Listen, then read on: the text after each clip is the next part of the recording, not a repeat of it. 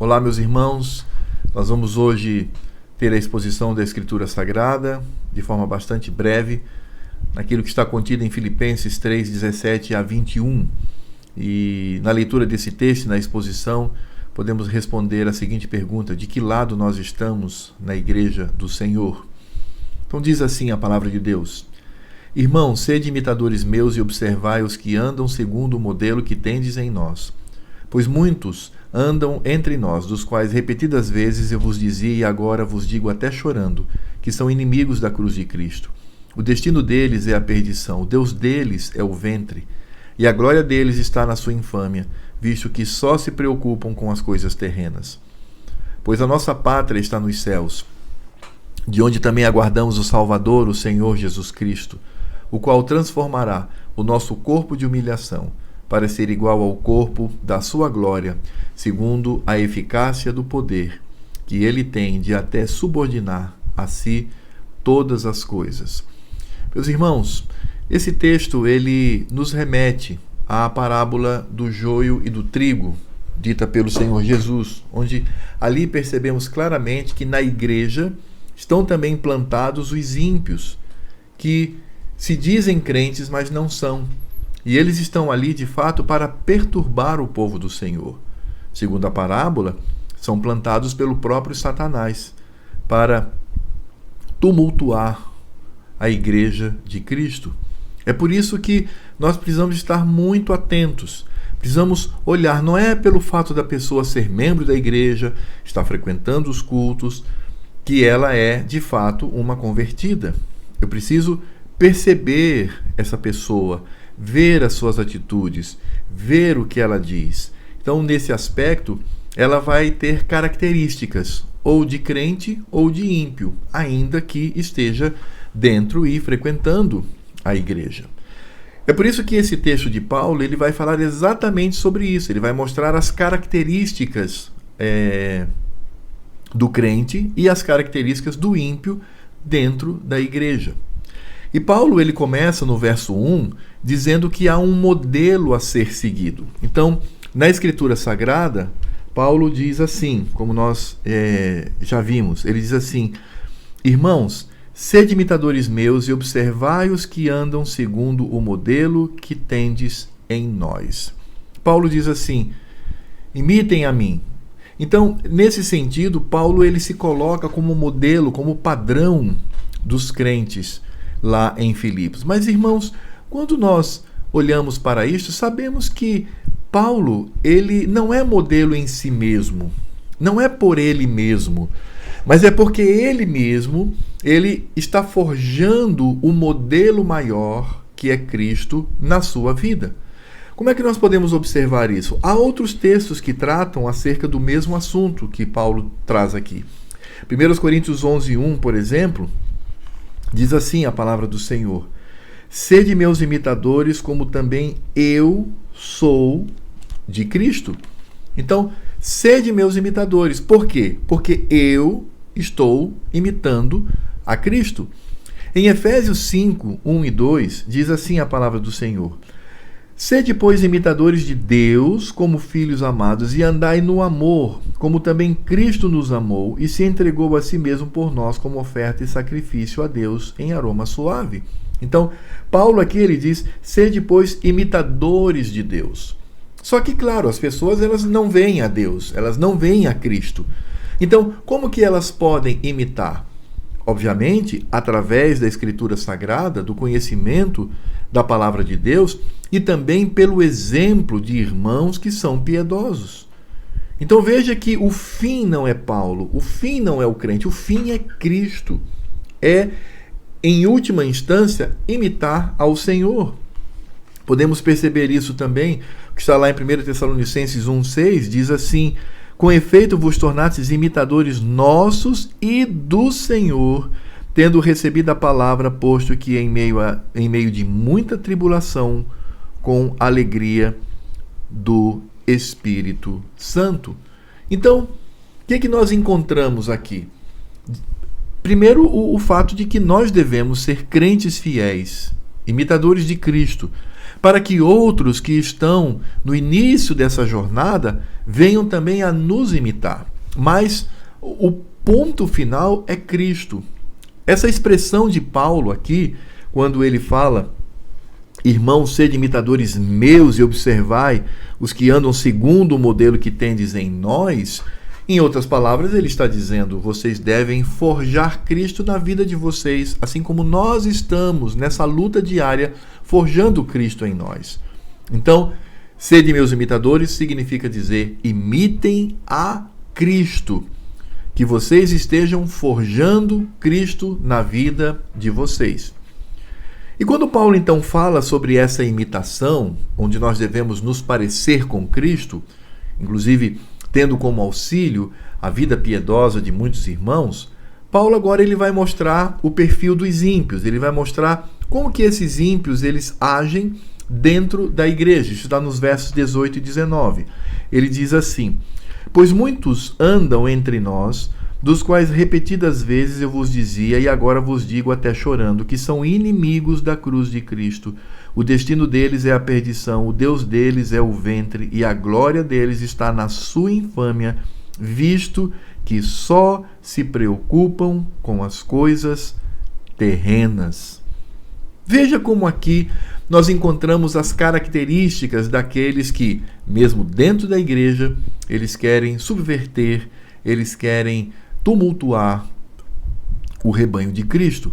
E é interessante porque quando nós olhamos para o que Paulo está escrevendo aqui, está muito claro. Ele não está falando dos ímpios, como nós já temos falado até aqui, dos ímpios lá do mundo. É aqueles que andam entre nós. Por isso, essas características são as características do ímpio que andam entre nós. E aí vejam, o primeiro aspecto que Paulo coloca aqui é que essas pessoas elas são inimigas da cruz de Cristo. Veja que se são inimigas da cruz de Cristo, são obviamente inimigas de Cristo. Que coisa triste, não é? Está lá frequentando, está junto, ali nos cultos, nas reuniões, nas assembleias, mas estas pessoas são inimigas de Cristo. E eu creio que quando Paulo coloca aqui inimigas da cruz de Cristo, ele não apenas está falando aqui da salvação, da justiça, do âmago do evangelho, que é a cruz, que nos redime e nos salva, mas também a cruz como um modelo a ser seguido. O próprio Cristo diz que nós devemos tomar a nossa cruz dia a dia e segui-lo. E nós sabemos que cruz significa renúncia, humilhação, amor, morte. E muita gente não quer pagar esse preço pelo auxílio do Espírito Santo nas Escrituras Sagradas. Não querem. Elas não querem se tornar piedosos. Elas sempre vão dizer que essa piedade é um exagero, é um radicalismo, quase como um fanatismo. Já ouviu esse tipo de discurso?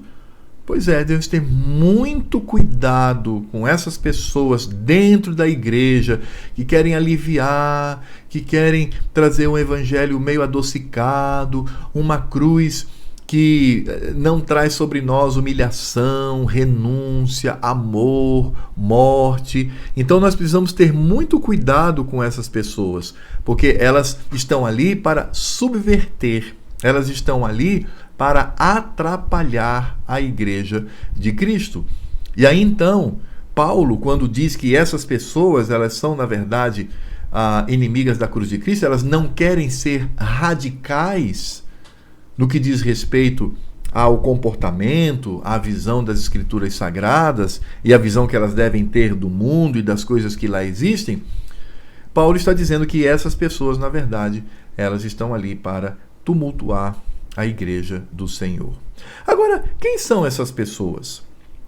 Paulo está se referindo a quem? Bem, certamente, aqui no capítulo 3, versos 2, diz assim: acautelai-vos dos cães, acautelai-vos dos maus obreiros, acautelai-vos da falsa circuncisão. Esse texto aqui, no meu entender, ele está trazendo aqui um conjunto de pessoas. Ele não está falando só dos judaizantes, ele não está falando só dos gnósticos, não. Ele está falando aqui de um grupo. Vejam, acautelai-vos dos cães, acautelai-vos dos maus obreiros, acautelai-vos da falsa circuncisão. Mas ainda que o verso 2 ele esteja tratando especificamente dos judaizantes, né, aqueles que queriam impor os rituais do Velho Testamento, que já haviam sido todos apagados em Cristo Jesus, mas quando nós olhamos aqui para o 17, a impressão que nós temos é que ele está falando de um grupo maior, de qualquer pessoa que se torna ou que é inimiga da cruz de Cristo. Então, nesse sentido, ele está tratando de todo aquele que se diz crente, que frequenta a igreja, mas está ali como mensageiro de Satanás, está ali como instrumento do inferno. É exatamente isso que Paulo nos dá a entender aqui. E aí veja que Paulo vai mostrar as suas características. Veja só o que ele diz aqui no verso 19. O destino deles é a perdição, o Deus deles é o ventre, e a glória deles está na sua infâmia, visto que só se preocupam com as coisas terrenas. O destino deles é a perdição. Eles estão destinados à corrupção, estão destinados à podridão. Essa palavra, ela nos dá dois significados, e eu creio que esses dois significados estão inclusos aqui. Primeiro é a perdição final, no sentido de que serão julgados por Cristo e irão para o lago de fogo e enxofre, junto com o diabo, a besta, enfim, aquilo que nós encontramos na Escritura Sagrada. Mas aqui também traz a ideia de que essas pessoas, aqui na terra mesmo, elas estão destinadas à podridão, a uma vida longe de Deus constante, a uma vida de afronta a Cristo, a uma vida de pecado, porque elas estão em seus pecados. Então é tudo deteriorado, é tudo apodrecido.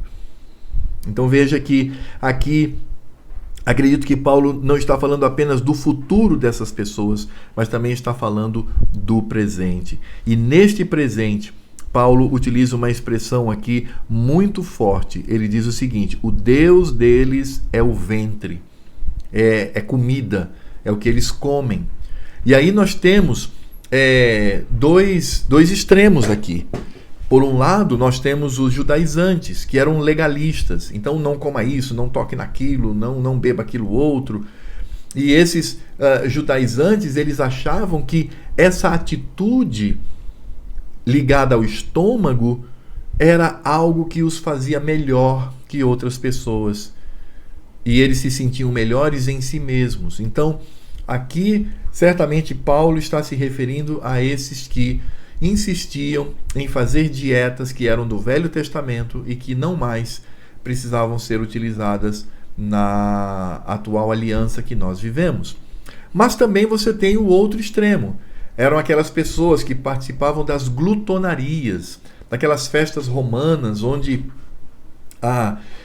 aconteciam as orgias e onde tudo isso era intercalado com muita comida.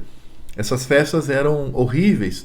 Paulo, inclusive, vai dizer em Gálatas que essa prática é, de fato, uma manifestação da carne, as obras da carne. E aí o que acontecia nessas festas? Eles comiam. Quando eles estavam com o estômago muito cheio, eles iam em alguns lugares, pegavam uma pena e pincelava a garganta, e aí vomitavam tudo, voltavam e comiam, e eles passavam dias e dias nessa orgia. Então, muitos achavam que não tinha problema viver assim. Não tinha problema viver nessa condição. Até eles acreditavam que com isso você mortificava o corpo, a carne. Eram esses gnósticos, esses que acreditavam nessa possibilidade. Então, Paulo está dizendo que tanto legalistas quanto aqueles liberais, no sentido de comportamento, essas pessoas, eles divinizavam isso. Isso para eles era bom. Para o judaizante, o legalismo, né? Eles achavam que fazendo aquilo, eles estavam impressionando a Deus. Do outro lado, eles achavam que fazendo as orgias que envolviam o alimento, eles estavam mortificando a carne e com isso, por sua própria força, enaltecendo o espírito para Deus. E Paulo então condena, diz que essa é a característica dessas pessoas. Também ele fala que a glória deles está na sua infâmia. Então o que eles achavam que era glorioso para eles mesmos, ou pelo legalismo, ou pela libertinagem, e veja que coisa estranha, ambos tinham este comportamento para, de certa forma, manifestar uma glória pessoal, uma glória interna. Eu quero repetir aqui, os judaizantes achavam que manifestavam uma glória pessoal quando manifestava o seu legalismo com relação aos alimentos, e os gnósticos, eles queriam manifestar essa glória porque mortificando a carne por meio das orgias, eles enalteciam o espírito e isso trazia glória. Mas Paulo vai dizer que não. Ele vai dizer que, de fato, o que eles manifestam é infâmia, é vergonha. Então, veja que coisa triste. Essas pessoas dentro das igrejas podem até, vejam bem, até ser sinceros. Mas naquilo que eles acham que estão manifestando uma glória, na verdade é vergonha e infâmia. Que coisa triste. E essas, portanto, são as características daqueles que são ímpios, mas que estão dentro da igreja. Agora, qual é o ponto, né? Qual é o âmago desse comportamento? É o que Paulo vai falar aqui no final. Visto que só se preocupam com as coisas terrenas. Já viu aquele que se diz crente, que só se preocupa com as coisas do mundo? Só se preocupa com a fama, só se preocupa em ser bajulado, só se preocupa com aquilo que ele pode comprar, com aquilo que ele pode adquirir. Ah, irmãos, esta pessoa está numa situação muito difícil. Por isso que o crente é aquele que não ama as coisas do mundo. Ele não tem preocupação com as coisas terrenas. Aliás, esses cuidados do mundo podem fazer com que cometamos um outro pecado, que é andar ansioso, andar em ansiedade. Precisamos ter muito cuidado com isso. E de fato isso vem por conta de que a preocupação ocorre apenas com as coisas terrenas. Nós não conseguimos olhar para além das coisas materiais. Então já viu, quando para aquela pessoa o curso universitário é tudo, o emprego é tudo, a carreira é tudo, a fama é tudo, o dinheiro é tudo, elas estão apenas preocupadas com as coisas terrenas. É daí que vem tudo aquilo que Paulo nos coloca aqui com muita clareza, dizendo que na vida deles tudo é perdição, que o Deus deles é o ventre e que a glória deles está na infâmia. Tudo isso acontece por esse amor, esse apego, essa prioridade máxima que essas pessoas dão para as coisas do mundo. Talvez um exemplo pontual aqui é aquilo, né? A pessoa tem o dia do Senhor e ela tem um culto solene. Ela tem que obedecer à santa convocação do Senhor. Mas aí ela acha muito melhor estudar para uma prova na segunda-feira, ou ela acha muito melhor ir para o entretenimento, aliviar a cabeça, porque na semana que se inicia, e mais especificamente na segunda-feira, ele precisa estar com a cabeça bastante aliviada para poder exercer o seu trabalho. Percebem? Isso é perigoso. E nós precisamos estar atentos com relação a isto. Porque essa característica não é característica de crente. Essa característica é a característica do joio. É a característica dos ímpios, dos inimigos da cruz de Cristo que estão entre nós.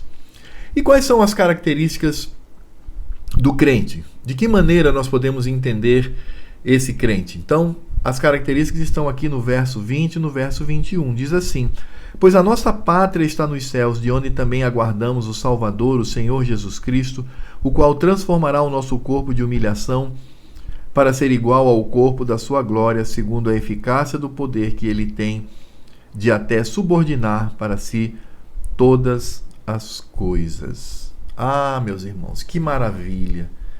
Que diferença! Em primeiro lugar, Paulo diz assim, ele diz que a nossa pátria está nos céus. Nós não somos cidadãos deste mundo. E aí nós vamos perceber que a preocupação de Paulo é demonstrar que a nossa cidadania, ela é celeste, ela não é daqui. Aqui nós somos peregrinos, nós somos andarilhos, nós somos estrangeiros, somos estranhos a este mundo. Os que pertencem a esse mundo são os ímpios, porque esse mundo é tudo para eles. Quando eles morrerem, acabou tudo, porque tudo está concentrado nesse mundo. Não, nós temos o nosso coração na pátria celeste. E é interessante pensar que Paulo, ao escrever isto, ele está falando para a igreja lá em Filipos. E Filipos era uma cidade muito importante, era uma província importante do Império Romano, onde os habitantes daquela cidade tinham orgulho de ser cidadão romano, tinham orgulho da sua cidadania, eles eram extremamente patriotas, ligados ao Império. Então Paulo, aproveitando esse sentimento, diz, olha irmãos, todo esse sentimento deve estar no nosso coração em referência à nossa pátria celestial. E quando Paulo ele diz que nós de fato não somos cidadãos deste mundo, ou seja, nós precisamos entender que a nossa pátria está no céu e nada neste mundo pode aplacar ou estar além de Cristo no nosso coração, é porque o âmago do que Paulo está dizendo aqui é o próprio Cristo. Perceba que Cristo ele é citado 3 vezes aqui nesse trechinho, nesses 2 versos. Porque, de fato, a questão toda é Cristo Jesus. Ele, de fato, é aquele que deve ser adorado, deve ser glorificado. Quando nós entendemos que a nossa pátria não está neste mundo, mas que a nossa pátria é celeste, nós vamos entender claramente que tudo isso só pode acontecer, eu me refiro a esse sentimento, quando nós glorificamos a Cristo. E aí tem um texto que eu gosto muito, que está lá em Hebreus 13, 14 e 15. Diz assim a palavra do Senhor. Na verdade, não temos aqui cidade permanente, mas buscamos a que há de vir. Por meio de Jesus, pois, ofereçamos a Deus sempre sacrifício de louvor, que é o fruto de lábios que confessam o seu nome. Que coisa linda, irmãos. Veja, a nossa cidade não é Boa Vista, não é Manaus, não é São Paulo, não é Curitiba, não é Nova York, não, a nossa cidade é celeste. E nós ainda não estamos nela. Estamos vivenciando aqui como peregrinos. Então, como que nós devemos viver como peregrinos aqui, lembrando que a nossa pátria é celeste? Oferecendo sacrifícios de louvores a Deus por meio de Cristo Jesus, ou seja, cultuando ao Senhor. Por isso, irmãos, o culto solene é uma coisa tão especial, porque quando nos ajuntamos ali, nós estamos prefigurando de maneira muito pequenina o que será a nossa vida na nossa pátria. Eu sempre gosto de pensar que quando nós nos reunimos para o culto, nós estamos vivenciando ali um pouco do que é a nossa pátria celeste. É como essas associações, né? Tem a Associação dos Gaúchos, a Associação dos Maranhenses, a Associação dos Cearenses, não tem? Formam essas comunidades, aí eles se reúnem, aí eles vão fazer comidas típicas, tocar músicas típicas, celebrar da maneira como se celebra na sua cidade distante. Da mesma forma, nós vivenciamos isso no culto, quando nós nos ajuntamos e ali nós podemos viver um pouquinho, de maneira até imperfeita por nossa causa, podemos vivenciar o que será a nossa vida na cidade celeste. E aí é por isso que, nesse sentido, eu preciso entender que a minha maior alegria e alvo é esta pátria que vai se consolidar com a vinda de Cristo. É o que Paulo diz aqui.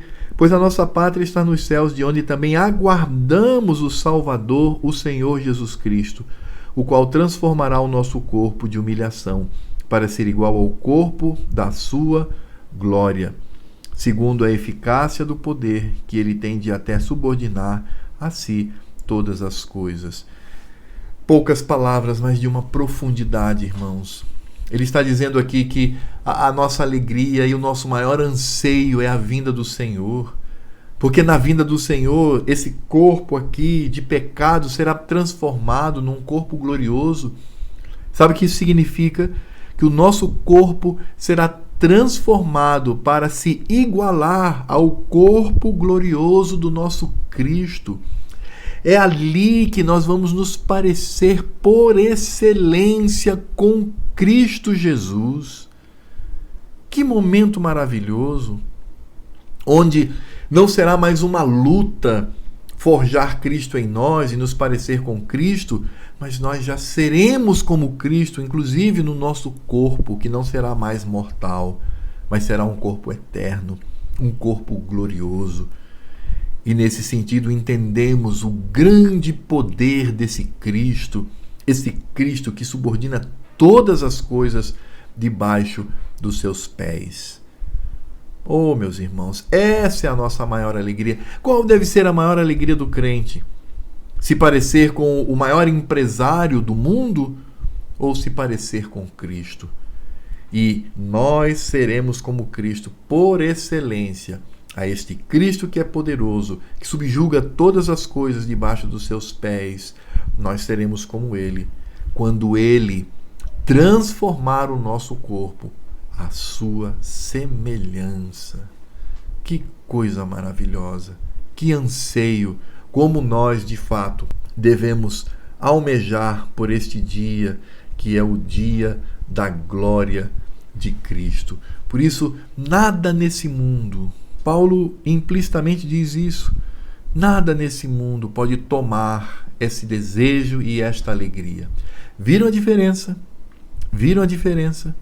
Enquanto Paulo diz que os ímpios, na verdade, ele diz isso com muita clareza, visto que só se preocupam com as coisas terrenas, o crente é aquele que sabe que a sua pátria não está aqui, está no céu, e o seu maior desejo é que Cristo venha e o transforme para que ele se torne cabalmente semelhante ao Mestre.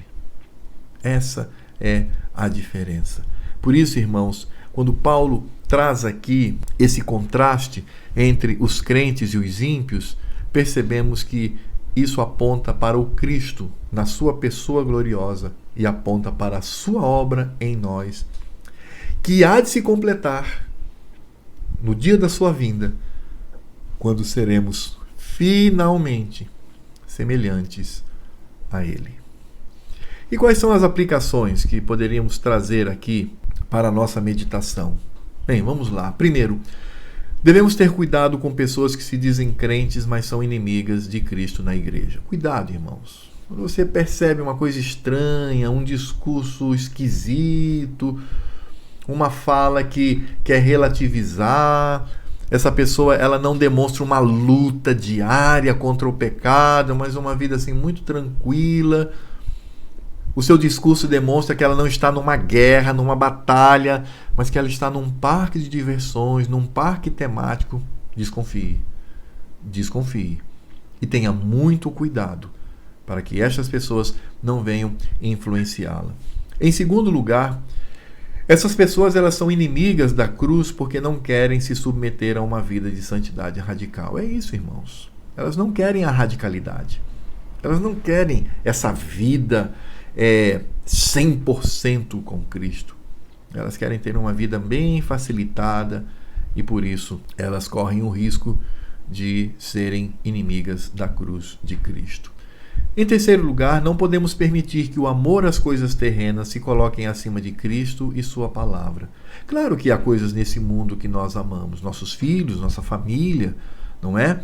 E também buscamos um conforto aqui, nossa casa, um bom emprego, nada disso é errado. Agora, isso não pode suplantar o meu desejo de estar com Cristo, o meu desejo de glorificar a Cristo. A minha maior alegria não pode estar no mundo, mas em Cristo Jesus. E isso inclui, inclusive, a minha família. Isso inclui, inclusive, a minha própria vida. Eu preciso entender isso de forma completa. Em quarto lugar, nosso maior anseio não está nesse mundo, mas na eternidade com Cristo, o Salvador. E aqui nós entendemos claramente que nós não somos deste mundo. Nós pertencemos a uma pátria celestial. Em quinto lugar, o que mais desejo, ou o que mais nós devemos desejar, é o momento em que seremos semelhantes à humanidade perfeita de Cristo. Qual é o seu maior anseio, meu irmão? Qual é o seu maior anseio? É uma boa aposentadoria? É comprar aquela casa dos sonhos? É ter o carrão do ano? Não.